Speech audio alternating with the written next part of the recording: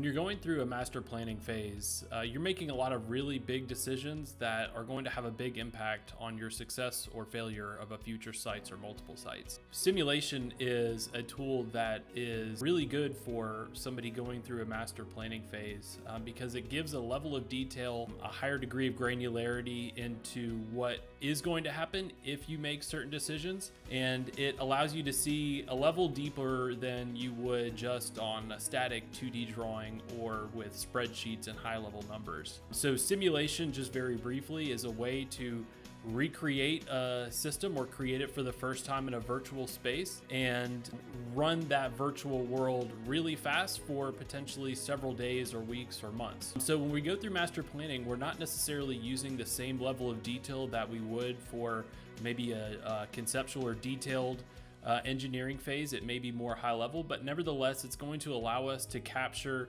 some really important points as you would over time through the natural ebbs and flows of a lot of connected complex systems. So some of the things that are important for us when we look at analyzing master planning level simulations, whether it's retail or consumer products or any other industrial application, from the beginning, do we have the right capacity at receiving? Maybe we have several receiving areas. How many people do we expect to staff there? How many dock doors do we need? How many forklift drivers are necessary? All the way through storage. Are our warehouses sized appropriately? Do we have the right number of lines and types of lines?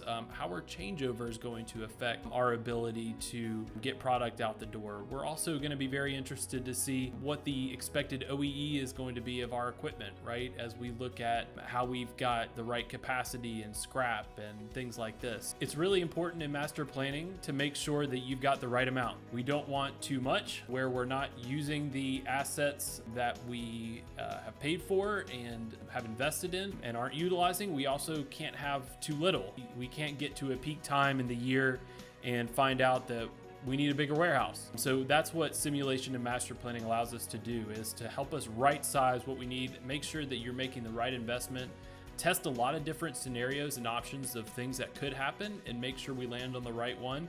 It is somewhat of an iterative process. It takes us just a few weeks to start providing some meaningful outputs from these type of models. And one important thing to remember is that this goes alongside other engineering activities that are typically part of a master planning exercise.